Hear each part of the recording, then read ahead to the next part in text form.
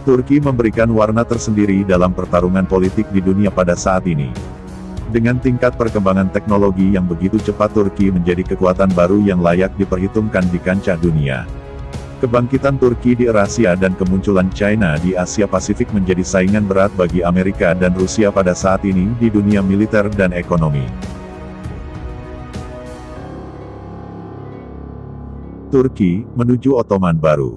Agresi militer Turki sudah melewati lintas batas negara. Dulunya Turki dianggap sebagai bagian dari kekuatan militer biasa saja, kini Turki sudah menjelma menjadi kekuatan militer yang sangat kuat. Hal ini dibuktikan Turki dalam politik luar negeri mereka yang berani memasuki area kedaulatan wilayah negara lain, seperti di Suriah, Libya, Azerbaijan sampai ke Irak baru-baru ini. Sebagai negara nomor 2 terkuat di NATO, Turki menyadari bahwa mereka harus menunjukkan kapasitasnya di mata dunia. Hegemoni masa lalu menjadi sebagai cambuk bagi Turki, apalagi di bawah kepemimpinan Erdogan, Turki seperti melakukan reinkarnasi ke masa lalu. Turki saat ini bergerak tanpa batas menjamah bekas wilayah Ottoman, seperti seorang polisi yang menjaga masyarakat. Turki berdiri sendiri menjadi tameng hegemoni Barat di wilayah kekuasaan Ottoman masa lalu.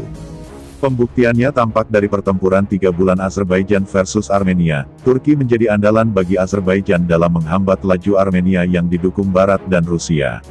Dengan senjata andalannya Bayraktar TB2, Turki berhasil membantu Azerbaijan mengusir tentara Armenia dari Nagorno-Karabakh yang ingin dianeksasi oleh Armenia. Azerbaijan dan Turki merupakan satu kesatuan di masa lalu. Dalam Kekaisaran Ottoman, Azerbaijan adalah tameng pertama dari serangan Persia dan Rusia. Setelah runtuhnya Ottoman, Azerbaijan tetap menjadi sekutu Turki di wilayah Kaukasus.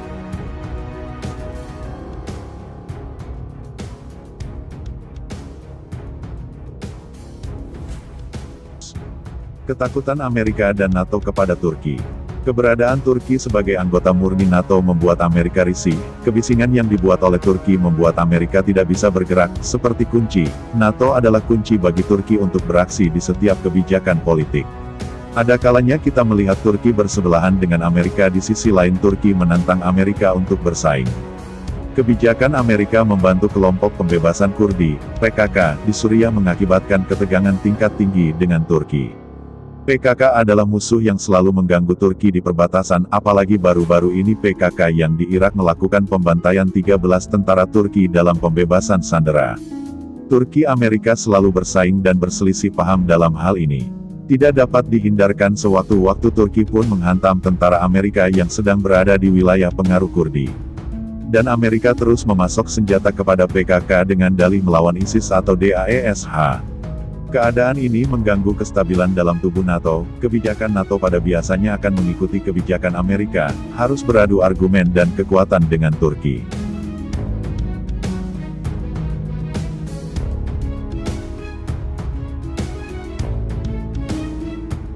Selain Amerika, Yunani adalah lawan tak sepadan Turki di NATO.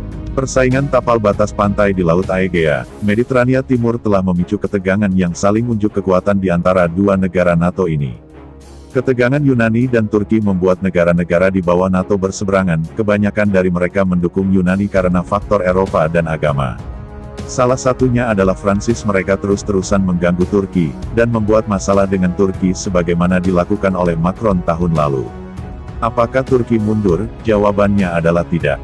Turki terus bergerak dengan pendiriannya dan melakukan kebijakan tanpa harus risau dengan teman NATO-nya. Turki punya kunci emas dalam tubuh NATO, yaitu penghubung Timur Tengah dengan Eropa.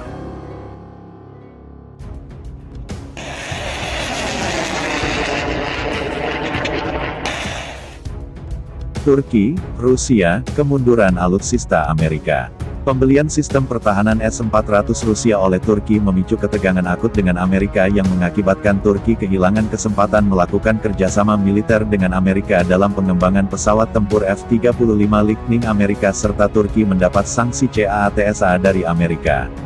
Bukannya takut, Turki semakin berani dengan melakukan uji coba terhadap senjata Rusia tersebut. Bahkan Turki seperti menantang Amerika dalam perkembangan teknologi militer.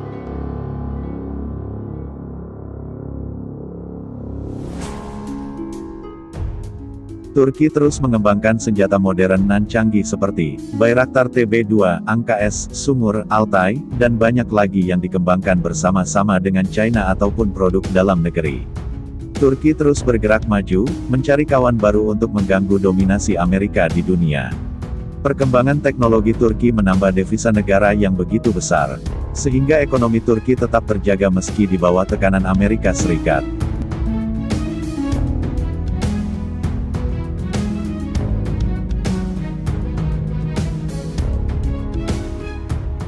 Meningkatnya Ottomanian Syndrome. Kekuatan Turki bukan saja di dunia militer, Turki juga memiliki semangat yang kuat untuk membangun dinasti Osmaniyah yang telah punah 100 tahun lalu. Osmaniyah atau Ottomanian akan selalu menjadi kehausan Turki untuk mengembangkan pengaruhnya di dunia. Negara-negara seperti Azerbaijan, Turkmenistan, Siprus Turki, Kazakhstan, Kirgistan, Uzbekistan dan negara-negara berbasis penduduk keturunan Turki masih juga bergantung pada Turki, sehingga kekuatan Turki masih sangat besar meski wilayahnya tinggal di semenanjung Balkan.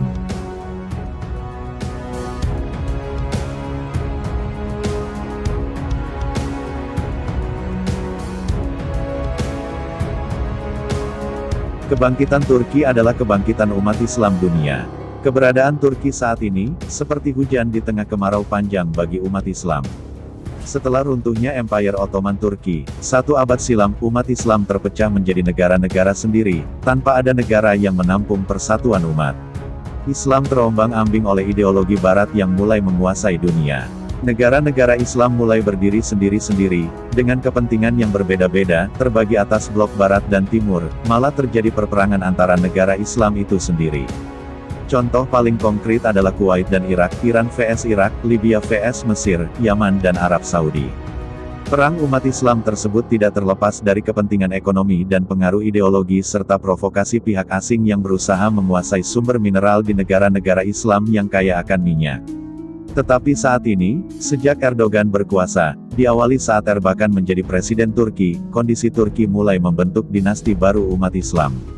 Turki dalam masa tahun 2002 sampai tahun 2021, telah membenahi ekonomi dan teknologi, serta merumuskan ideologi Islam moderat, konvensional yang mampu mengangkat martabat umat Islam di dunia.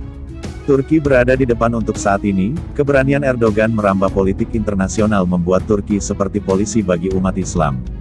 Turki kini berada di depan umat Islam untuk bersaing dengan Amerika dan Rusia serta selalu mendukung umat Islam di dunia.